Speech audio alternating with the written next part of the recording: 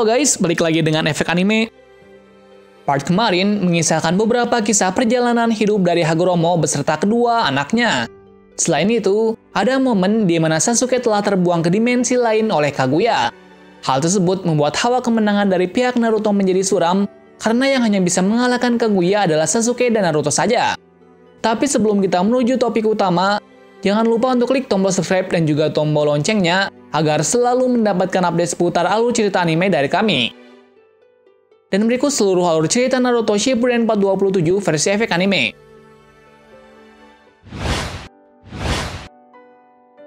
Part kali ini dimulai dari Obito yang sudah merencanakan sesuatu untuk membawa Sasuke kembali. Namun rencananya tidak mudah karena ia harus menunggu celah ketika Kaguya membuka gerbang ke dimensi lain. Di saat itu pun, Naruto mencoba membuat celah agar Kaguya membuka gerbang tersebut. Tapi Naruto di sini sedikit kesulitan karena Kaguya memiliki kekuatan yang sangat gila, yaitu ia bisa memanipulasi dimensi tersebut sebagai alat untuk menyerangnya. Sampai akhirnya, Naruto pun berhasil membuat Kaguya membuka gerbang dimensi tersebut. Di waktu yang bersamaan pula, Obito dan Sakura pun menyusup ke dalam dimensi yang dibuat oleh Kaguya. Rencana dari Obito pun berhasil karena ia bisa masuk lewat dimensi yang dibuat oleh Kaguya. Setelah mereka tiba pada dimensi lain, Naruto dan Obito merencanakan sesuatu untuk mengecoh Kaguya dan Zetsu. Setelah rencananya tersusun, Obito dan Sakura bersembunyi di dimensi Kamui. Alasannya, agar Kaguya tidak mengetahui keberadaan mereka. Kita mulai dulu dari rencana pertama Obito, di mana rencana pertama, Naruto mengecoh Kaguya tentang ia sudah membunuhnya. Padahal, yang dibunuh oleh Kaguya adalah Bunshin dari Naruto. Karena sebelumnya, hanya Bunshin Naruto yang sempat masuk ke dimensi bersama dengan Obito dan Sakura.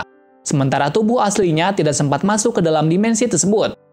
Namun itu malah menjadi sebuah keuntungan pada pihak Naruto. Dan setelah Kaguya mempercayai kalau Naruto telah mati, ia langsung kembali ke dimensi sebelumnya. Dan rencana kedua adalah peran penting dari Obito dan Sakura. Setelah Kaguya pergi, Obito pun langsung meminta Sakura untuk memberikan sebagian cakra kepadanya. Tujuannya, agar Obito bisa menggunakan kekuatan Kamui-nya untuk mencari Sasuke yang berada dalam dimensi lain. Namun itu tidak mudah, karena setiap dimensi Obito membutuhkan cakra yang sangat banyak. Oleh karena itu, ia membutuhkan cakra dari Sakura. Setelah bersusah payah mencari keberadaan Sasuke, akhirnya Obito menemukan Sasuke di salah satu dimensi, tepatnya yaitu dimensi pasir.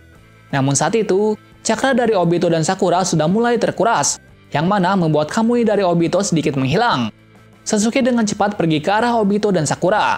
Dan akhirnya, Sasuke bisa kembali dengan selamat.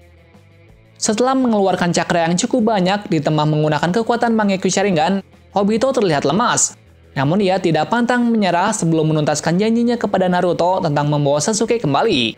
Lalu ia pun memaksakan dirinya untuk membawa Sasuke dan Sakura kembali. Di tempat lain, setelah Kaguya kembali ke dimensi sebelumnya, ia terkejut ketika Naruto belum mati. Kemudian Naruto menjelaskan bahwa itu adalah rencana dari kawan-kawannya, agar Obito dan Sakura bisa membawa Sasuke kembali. Mengetahui hal tersebut membuat Kaguya menjadi sangat marah, dan ia mencoba untuk menghentikan Naruto dengan cara apapun. Sampai akhirnya, ia menemukan cara untuk mengalahkan Naruto dengan teknik yang digunakan sebelumnya. Namun lagi-lagi, ia terkena tipuan dari Naruto yang mana membuat Kaguya semakin marah. Di waktu yang sama pula, akhirnya Obito, Sakura dan Sasuke tiba.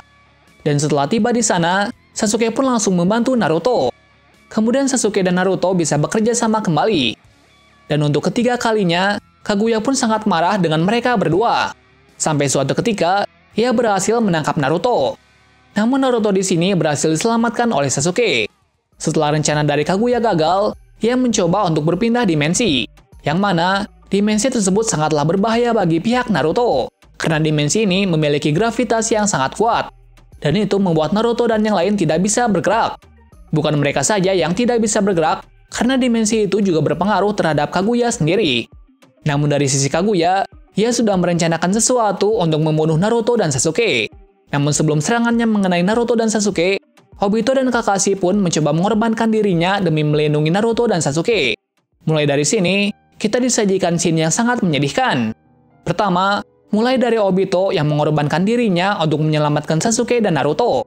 Kedua, ia menyelamatkan Kakashi agar tidak terkena serangan dari Kaguya, yaitu dengan memindahkan benda tersebut dengan kekuatan Kamui-nya. Selanjutnya adalah scene yang paling menyedihkan dari Obito, di mana tubuhnya perlahan mulai hancur. Dan di saat terakhirnya, Obito menjelaskan kepada Kakashi kenapa ia menyelamatkannya. Alasannya, ia tidak mau Kakashi mati pada saat itu, karena Kakashi masih memiliki sesuatu untuk dilindungi, yaitu para murid-muridnya. Selain itu, ia juga mengungkapkan kepada Naruto tentang keputusannya dahulu yang ternyata salah. Namun saat ini, ia sudah berubah berkat Naruto.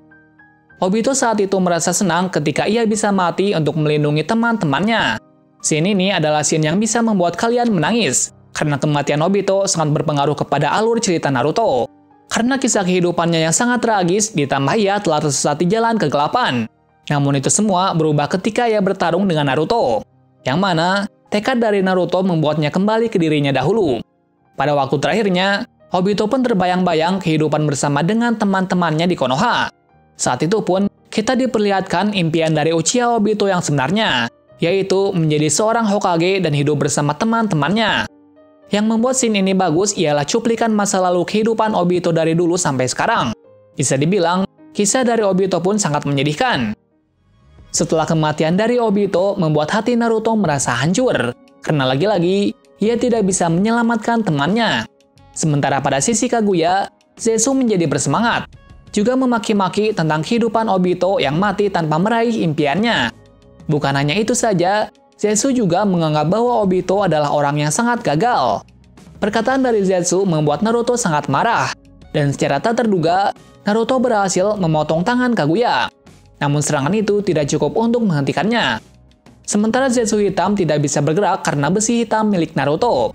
Karena merasa terpojok, Kaguya pun tidak mempunyai cara lagi untuk mengalahkan Naruto dan Sasuke. Dan cara terakhirnya adalah menjadi Jubi. Namun perubahan dalam bentuk Jubinya ternyata tidak sempurna yang membuat tubuh dari Kaguya menjadi tidak karuan. Dan dalam bentuk tersebut sangat mengerikan, karena ketika benda tersebut menyentuh bagian dari tubuh Kaguya, maka cakra mereka akan terserap. Di waktu yang bersamaan pula, sebelum Obito pergi ke alam arwah, ia kembali ke dunia lagi. Alasannya, ia ingin meminjamkan kedua mata Mangekyou-nya kepada Kakashi, karena Kakashi saat itu tidak bisa berbuat apa-apa. Maka dari itu, Obito meminjamkan kedua mata Sharingan-nya. Setelah Kakashi mendapatkan mata Sharingan dari Obito, ia bisa menggunakan kekuatan Susanoo sama seperti milik Sasuke. Hal itu pun membuat Naruto, Sasuke, dan Sakura terkejut. Bukan hanya itu saja, Kakashi juga bisa menggabungkan kekuatan Kamui dengan kekuatan Susanoo-nya, yang mana ia bisa membuat beberapa bagian dari tubuh Jubi hilang dengan kekuatan barunya. Namun kekuatan tersebut belum cukup untuk membuat Kaguya mati. Alih-alih mati, Kaguya malah berhasil menyerap kekuatan Jubi secara sempurna, yang mana kekuatan dari Kaguya menjadi berkali-kali lipat daripada sebelumnya. Selanjutnya, kita diperlihatkan kekuatan dari Kaguya yang sebenarnya, di mana ia bisa dengan cepat membuat mereka semua kewalahan. Pada waktu yang bersamaan pula, Kakashi berhasil melukai Kaguya untuk pertama kalinya. Serangan dari Kakashi ternyata sangat fatal, dan itu membuat Kaguya tidak bisa bergerak beberapa detik. Di saat itu juga, kita diperlihatkan kekompakan dari tim 7 untuk menyegel Kaguya. Pertama, kita mulai dari Naruto yang berhasil mengecoh Kaguya lagi dengan tipuannya. Kedua, Sasuke memanfaatkan celah dari Naruto untuk secepat mungkin berada di sisi Kaguya. Ketiga, Sakura muncul dari atas untuk menghentikan Kaguya agar tidak kabur ke dimensi lain. Nah, kesempatan itu tidak dilewatkan oleh Naruto dan Sasuke untuk menyegel Kaguya. Saat itu, kita diperlihatkan penyegelan luar biasa dari Sasuke dan Naruto, di mana kekuatan pemberian dari Hagoromo sangatlah kuat sampai penyegelan tersebut tampak seperti bulan. Sebelumnya juga, Naruto pun menyempatkan melempar Zetsu ke arah Kaguya.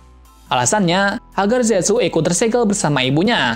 Dan alasan kedua, agar Zetsu hitam tidak membuat masalah lagi ke depannya. Mungkin kita akhiri videonya sampai di sini dulu, karena selanjutnya, banyak hal yang terjadi setelah perang itu telah berakhir. Terima kasih sudah menonton video ini, dan sampai jumpa di video selanjutnya.